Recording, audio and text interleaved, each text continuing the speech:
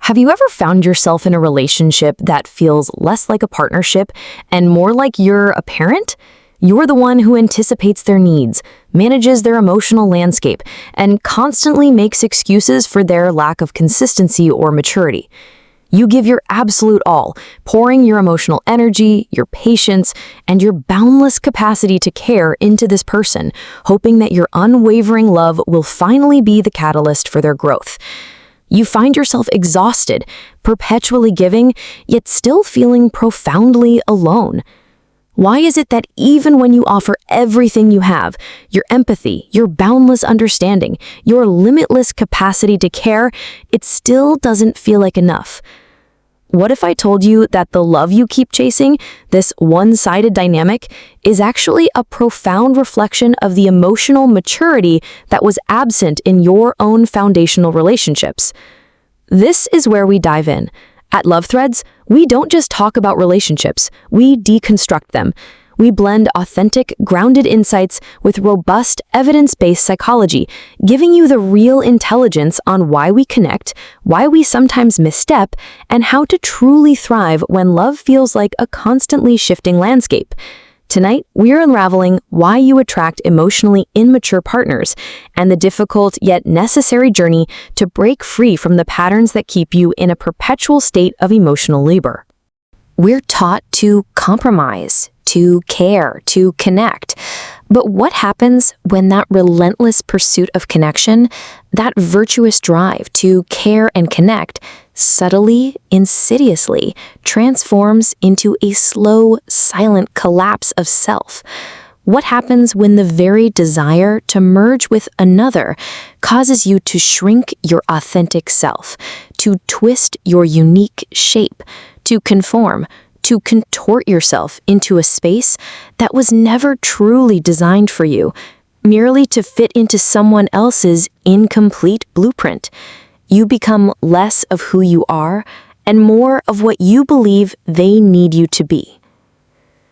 In a world overflowing with dating apps, presenting an almost infinite buffet of potential options, coupled with an endless stream of self-help advice, promising keys to unlock perfect partnerships, why do so many of us still feel so profoundly lonely, especially within our connections? Why do we cling so desperately to relationships that feel like perpetually unfinished symphonies, always hinting at a grand crescendo that never quite arrives, leaving us with a persistent nagging sense of not quite, what if, or if only?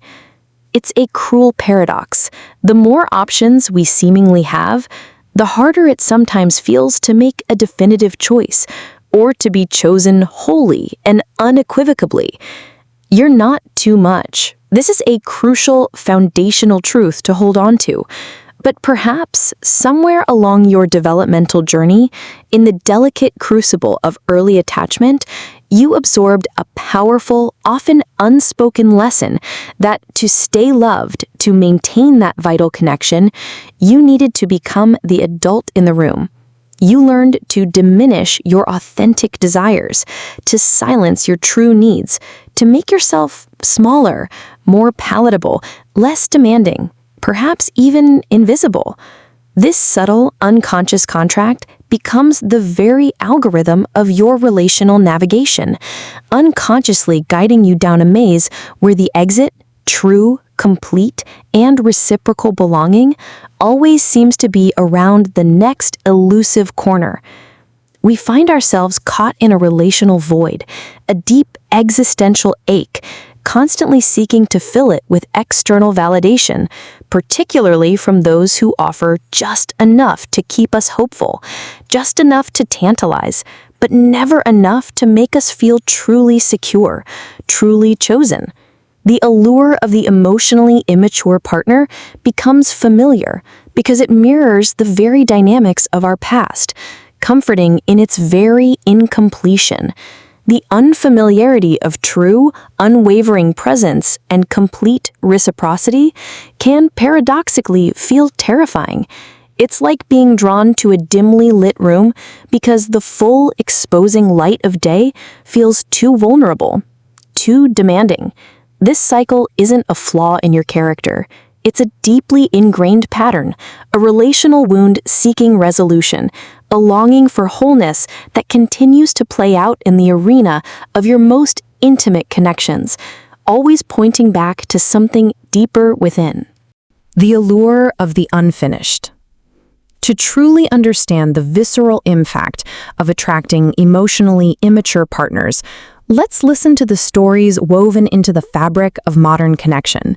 These aren't just abstract theories, they are the lived experiences of hearts caught in this particular relational pattern. The story of the hopeful caretaker, the savior archetype. Imagine an individual radiating warmth and a profound capacity for deep connection, whose life is often a tapestry of unfulfilled potential in their relationships. This person is intelligent, deeply kind, and possesses an almost boundless empathy. They frequently find themselves drawn to partners who have immense yet consistently unrealized potential. Creative individuals still waiting for their breakthrough, ambitious dreamers with grand visions but little consistent follow-through, or emotionally guarded people who, this hopeful caretaker believes, just need the right kind of unconditional love and patience to finally open up and commit. This person embodies the savior archetype, feeling a deep sense of purpose and worth in fixing or healing others.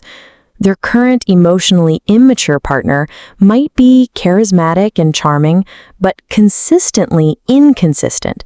This partner will sweep the hopeful caretaker off their feet with passionate declarations and thoughtful, albeit rare, gestures, only to disappear for days, sometimes weeks, with vague excuses about demanding schedules or personal struggles. They speak of a future together, when my big project takes off, after I finish this period of intense self-discovery, once I sort out my past challenges, but never quite take concrete, sustained steps to bridge the gap between their words and their actions. The hopeful caretaker, driven by their own deep-seated desire for a grand, passionate, and complete love, sees only the partner they believe this individual can be. They pour their energy into supporting this person's dreams, listening to their struggles for hours on end, and waiting patiently for them to become the partner they know is in there, just beneath the surface. Friends and well-meaning observers might gently warn, they just don't seem fully present. But the hopeful caretaker dismisses their concerns. You just don't see their potential, they'll insist. They're just scared of true intimacy. Their anxious attachment system is highly activated by the partner's intermittent presence. Each time the elusive partner reappears with a glimpse of warmth, a surge of hope and reinforcing dopamine locks the cycle more firmly in place. This individual is unconsciously replaying a childhood pattern where a primary caregiver was emotionally inconsistent, showering them with affection one day and withdrawing the next. They learned that love was about patient waiting and proving oneself worthy of the grief moments of connection. They feel like the seeker, always pursuing a prize that constantly moves further away, convinced that if they just try hard enough, if they just wait long enough, they will finally achieve the secure connection they crave. This cycle keeps them forever striving, convinced that their effort will eventually transform the potential into reality, echoing the systemic loyalty of always striving for what is just out of reach, a pattern potentially inherited from a lineage of individuals who endured lifetimes of unfulfilled hopes and endless waiting. Their brain is wired to find security in this chase, tragically confusing the intensity of the pursuit with the genuine depth and safety of the connection itself. The story of the silent anchor, the caregiver archetype. Then there's the highly capable individual, often professionally successful and outwardly composed, who excels in almost every area of life, except love. This person is often charming, attractive, and highly competent, easily drawing others into their orbit. They will share intimate details about their life, introduce partners to their close circle of friends, and create a strong emotional bond that feels promising.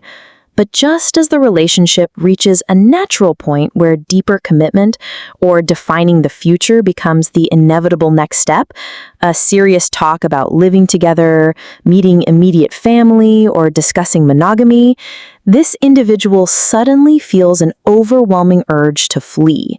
They might become subtly critical, find small, previously unnoticed flaws in their partner, or simply create emotional distance through increased busyness or withdrawal, eventually ending the relationship with phrases like, "I just don't feel that spark anymore," or "I think you deserve someone who can give you more than I can."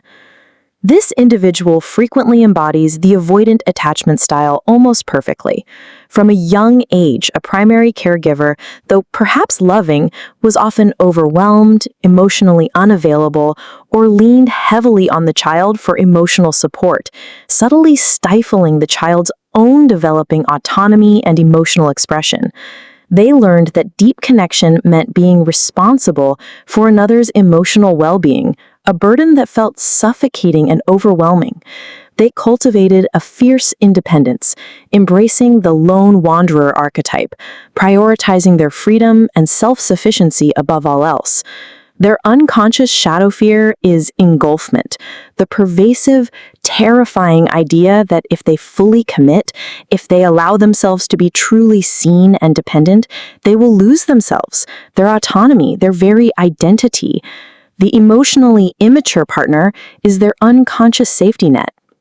It allows them to experience intimacy up to a point, validating their desirability and capacity for connection without ever having to cross the threshold into true vulnerability and the perceived risk of losing themselves. The almost relationship perfectly orchestrates this dysfunctional dance. The emotionally immature partner's needs are often so great that the avoidant individual can quickly become overwhelmed, triggering their natural defense mechanism of pulling away. This dynamic, while incredibly frustrating and painful for the partner, often feels safe to the avoidant because it successfully keeps true emotional vulnerability and the perceived threat of engulfment at bay. They get to experience connection without the perceived cost of deep intimacy or the burden of another's needs. The story of the peace weaver, the martyr archetype. And finally, consider a gentle, empathetic individual whose inner strength is often overshadowed by a profound tendency to prioritize peace and harmony in relationships, often at the expense of their own needs and desires. This person grew up in a household rife with unspoken tension. Perhaps their parents rarely argued openly, but the emotional atmosphere was thick with unresolved conflict, resentment, or a pervasive sense of unease. They learned early to be the peacemaker, the one who anticipated conflict and subtly smoothed things over. This cultivated the martyr archetype to an extreme, driven by a deep-seated fear of disruption, a profound longing for external approval, and a belief that their role is to maintain equilibrium. In their adult relationships, this peace weaver is often drawn to partners who are emotionally volatile or who create drama, consciously or unconsciously. They become the calm in their partner's storm, absorbing their anger, validating their frustrations, and subtly but consistently putting their own needs aside to manage their partner's emotional states. They'll agree to plans they dread, bite their tongue on opinions they hold strongly, and offer support even when they're utterly depleted, all in the effort to avoid conflict or perceived rejection. Their current connection might be with a partner who frequently expresses discontent with various aspects of their life, seeking constant reassurance and validation from the peace weaver. This partner never quite commits to finding their own solutions, instead relying heavily on the peace weaver to be their emotional anchor. The peace weaver feels an immense, internalized sense of responsibility for this partner's happiness and emotional well-being, believing that if their partner is unhappy, they have somehow failed. This individual often embodies an anxious attachment style, their hypervigilance honed by a childhood where they needed to manage their parents' emotional states to feel secure. The partner's almost readiness for change or consistent happiness keeps the peace weaver hooked, playing out an unconscious loyalty to their family system's pattern of maintaining fragile peace through individual sacrifice. They fear that if their partner were truly happy and stable, they might not be needed, activating their orphan fear of abandonment and irrelevance. Their brain reinforces this pattern by rewarding them with temporary relief when they successfully soothe their partner, even if it's at their long-term expense and leading to profound self-neglect.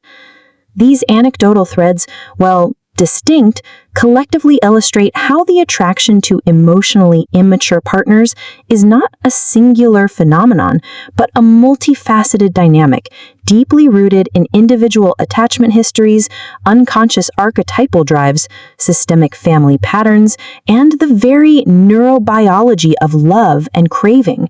Understanding these layers is the crucial first step towards breaking free from their powerful hold.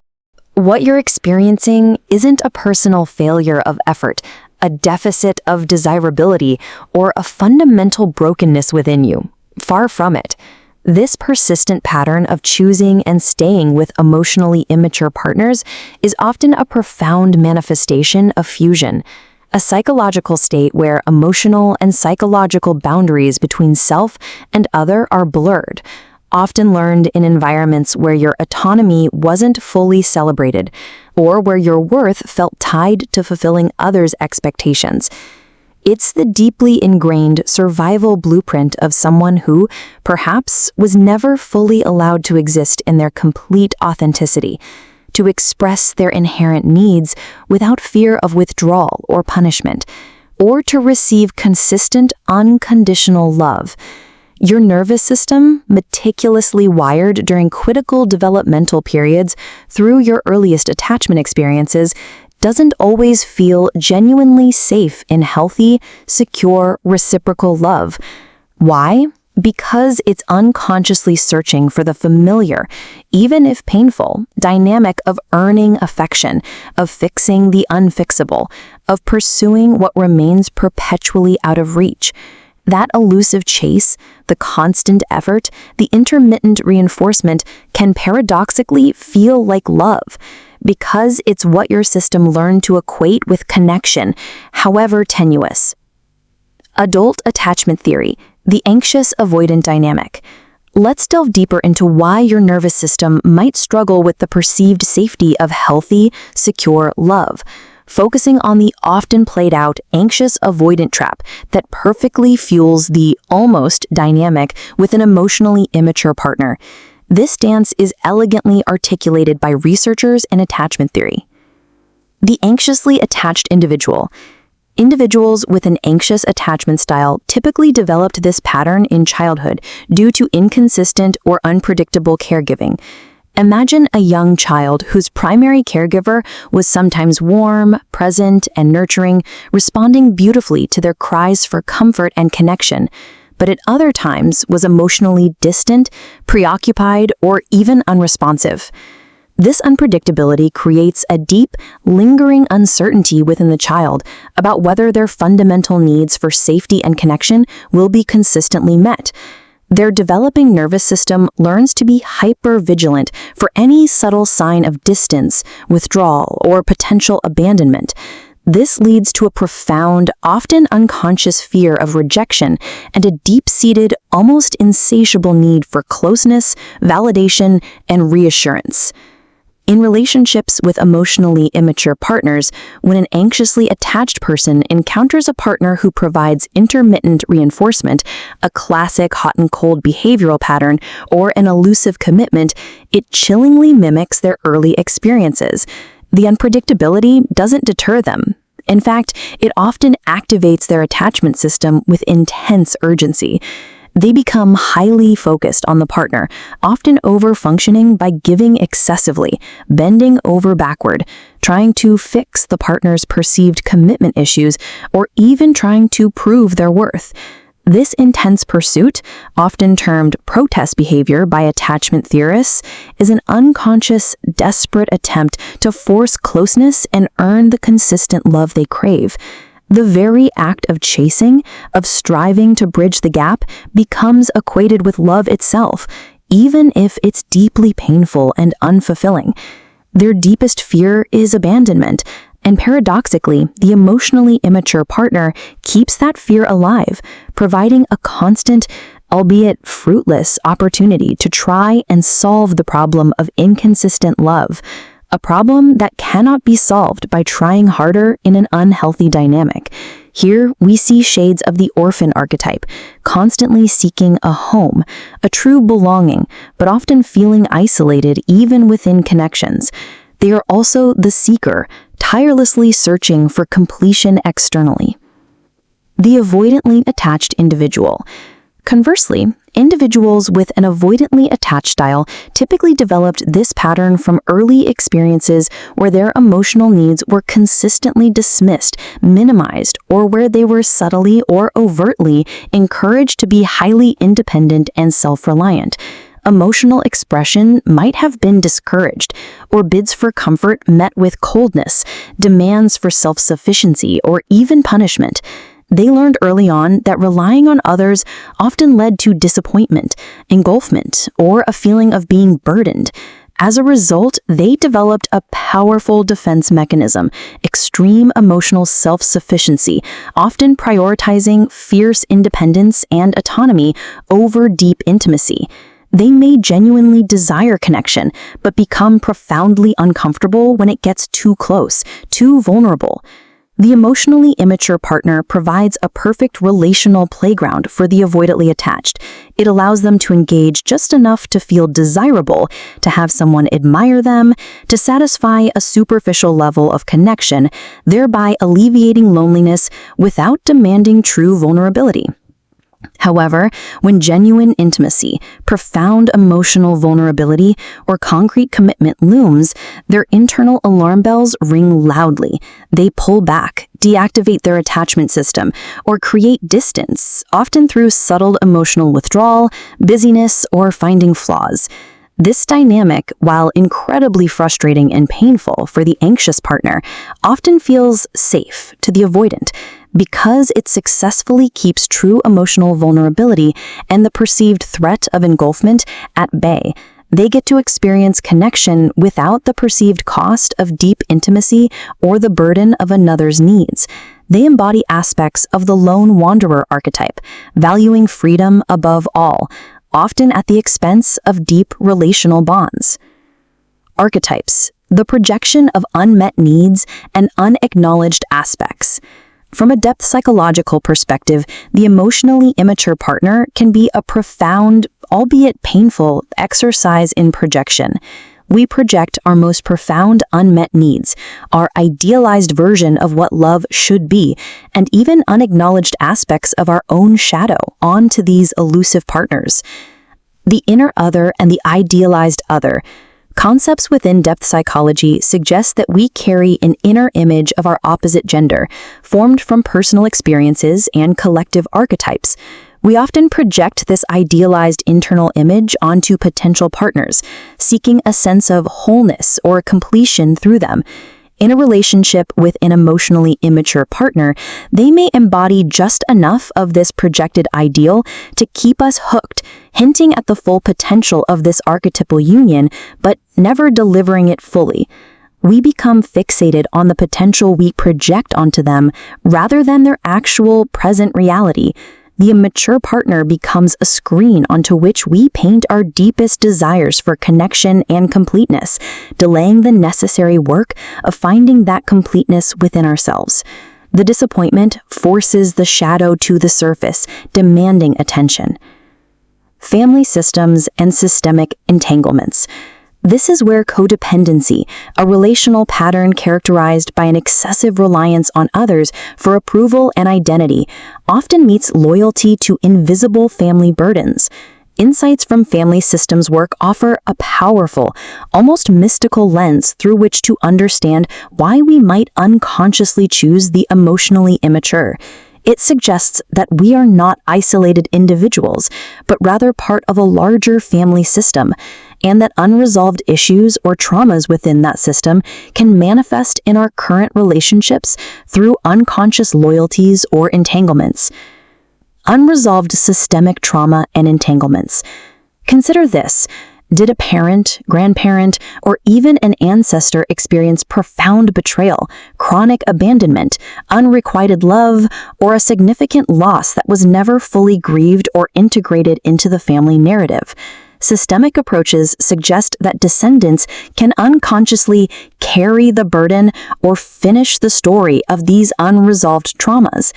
If an ancestor experienced perpetual longing or an incomplete love story, a descendant might find themselves repeatedly drawn into relationships with immature partners, unconsciously reenacting that same theme of perpetual longing and unfulfilled connection.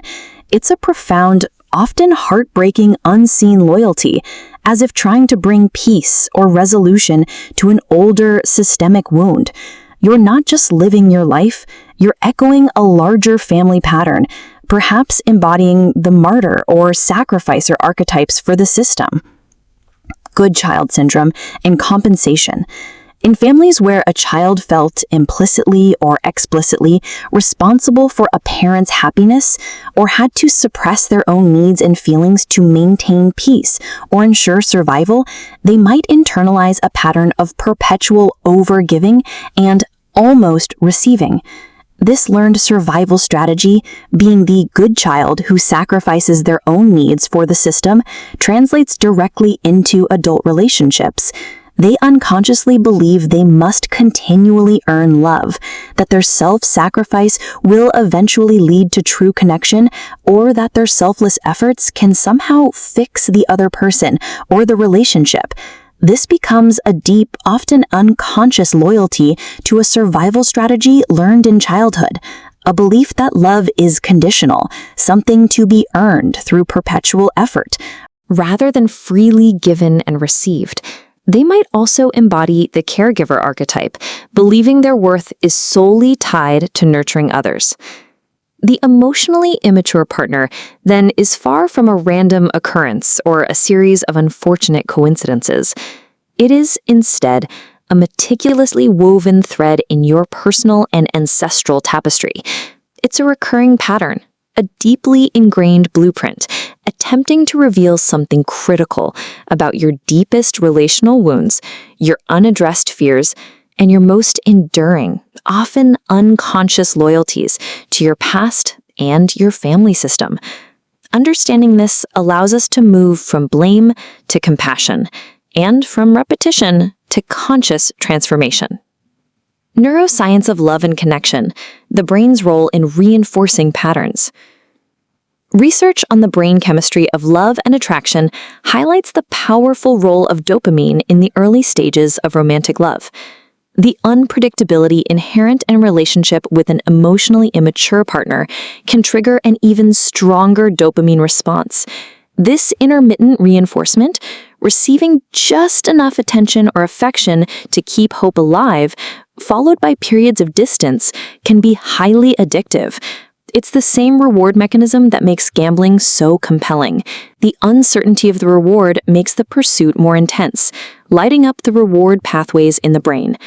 This craving circuit can override logical thought, keeping us fixated on the immature partner even when it's clearly not serving us. Further studies integrating neuroscience, arousal regulation, and attachment theory show how our brains are wired for love but can also get stuck in maladaptive patterns based on early experiences, making it challenging to shift out of the anxious-avoidant loop without conscious intervention. Developmental stages: identity versus intimacy. Psychosocial developmental theories offer another layer of insight. One stage, typically in early adulthood, posits that individuals must first establish a strong sense of identity before they can form truly intimate relationships.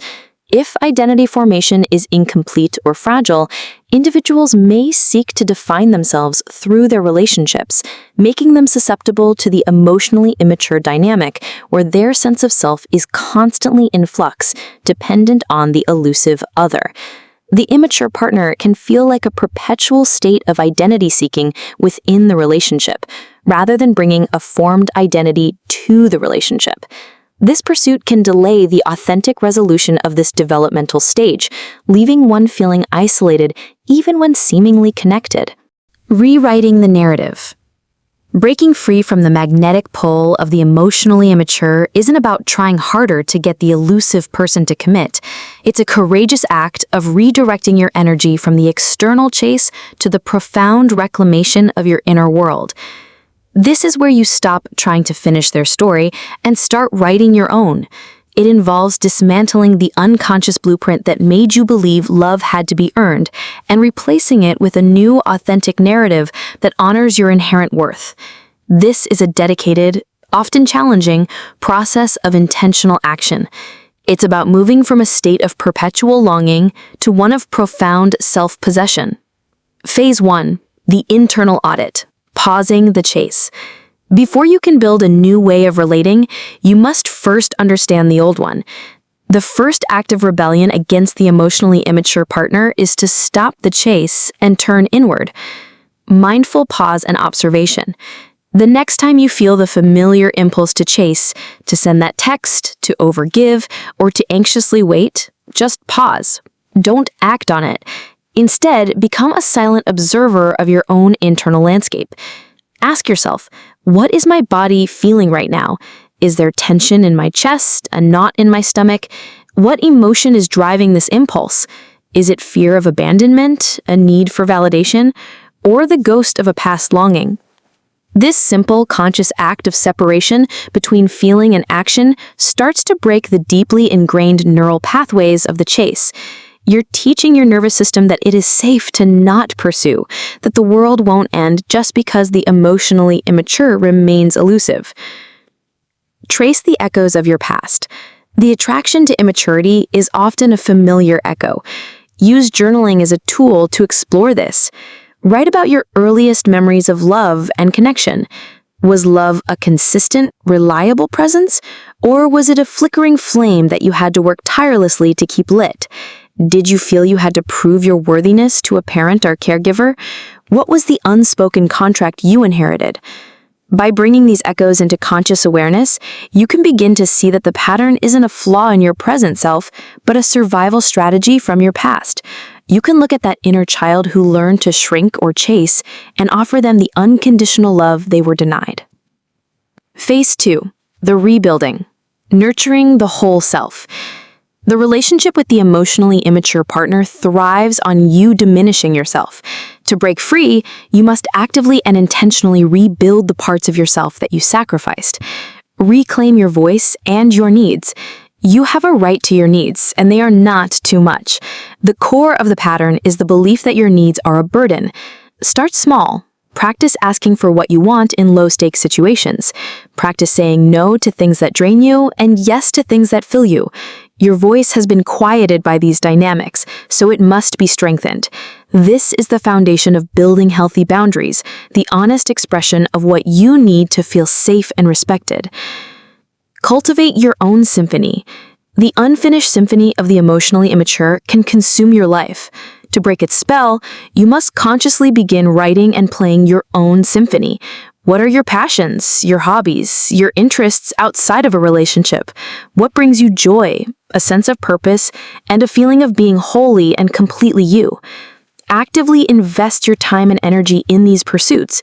This builds a robust sense of self-worth that is not dependent on external validation. You become a complete composition, not a half-finished note waiting for someone else to play the rest. Phase 3. The new relationship blueprint, from chasing to choosing. Once you have done the internal work, you are ready to approach relationships from a new place of wholeness, not a void. Define your non-negotiables. You can no longer tolerate immaturity.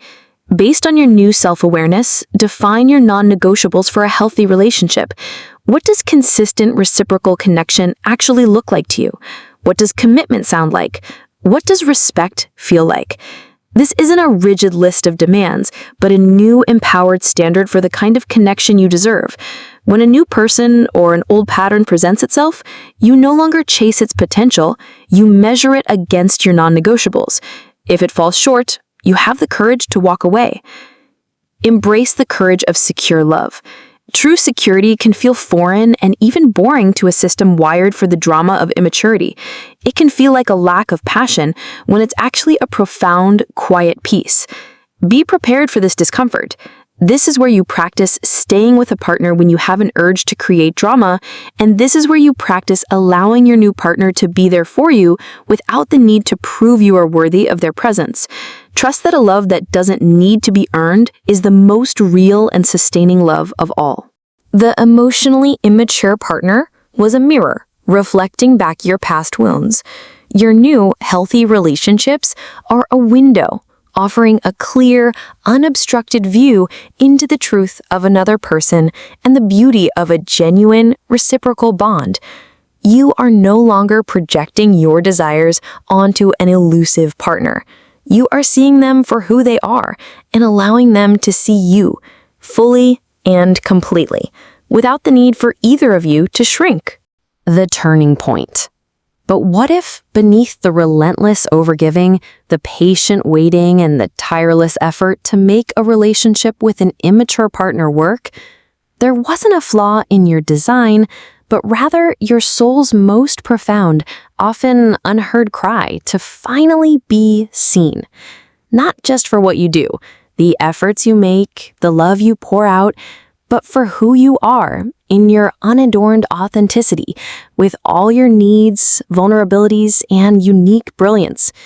What if the relentless pursuit of the emotionally immature was actually a profound, if misguided, attempt to heal an old wound by trying to change the past and the present, to turn an unrequited childhood longing into a reciprocated adult love, to finally prove your worth to someone who never fully recognized it? This is the turning point. Healing begins not when you find the right person to finally complete you, but when we consciously choose to stop outsourcing our inherent worth to the elusive echoes of our childhood, to the unfulfilled promises of past relationships, or to the tantalizing yet ultimately empty potential of someone who cannot or will not meet us fully. It begins when we recognize that the profound, encompassing love we've been trying so desperately to pull from the immature partner is, in its purest form, the very love we are capable of cultivating within ourselves, a boundless, unconditional wellspring. You absolutely can belong to yourself fully, completely, and unapologetically, without abandoning the innate human desire for deep connection. In fact, it is only when you cultivate that profound sense of internal belonging, when you become your own most reliable source of validation and security, that you can truly enter into relationships that are whole, reciprocal, and genuinely nourishing. These connections become alliances between two whole individuals, rather than two halves desperately seeking completion. The attraction to immaturity then transforms from a painful trap into a profound teacher, preparing you for the real thing. It's a quiet, sacred truth, a knowing that settles deep in your bones. The pursuit of immaturity served its purpose. It was simply preparing you for the true connection once you are ready to receive it, not from a place of deficit, but from a space of abundant self-worth. Conclusion and reflection. The journey out of the emotional immaturity trap is a courageous path towards self-reclamation.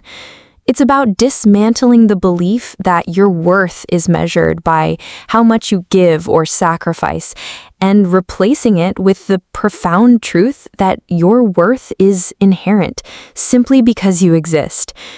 By understanding your unmet emotional needs, cultivating a strong sense of self-differentiation, and establishing healthy boundaries, you can transform relationships from draining entanglements into spaces of mutual growth and authentic connection.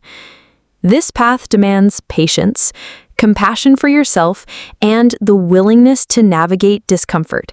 But the reward is immense. A life where you are fully present, authentically expressed, and capable of fostering relationships that truly nourish and uplift you. It's about creating love threads that are strong, flexible, and beautifully intertwined without ever losing their individual integrity. Explorations of modern intimacy often highlight that relationships thrive not on fusion, but on the delicate balance between connection and individual autonomy, a concept also championed in discussions of ethical transformative love, which emphasizes conscious loving relationships beyond mere romantic ideals. The neuroscience of love and connection, with insights from biological anthropology on brain chemistry and evolutionary drives, and the integration of neuroscience, arousal regulation, and attachment theory, further illuminates how our brains are wired for secure, balanced bonds, not enmeshment or self-erasure. This scientific understanding reinforces the profound human need for both connection and individuality, showing that truly thriving relationships are built on two whole individuals, not halves trying to complete each other. Have you recognized yourself or a pattern you've experienced in attracting emotionally immature partners? What steps are you taking, or what insights have you gained on your journey to reclaim your identity and set healthier boundaries? Share your experiences and reflections in the comments below, and let's continue to unravel the heart of modern connection, one insightful thread at a time.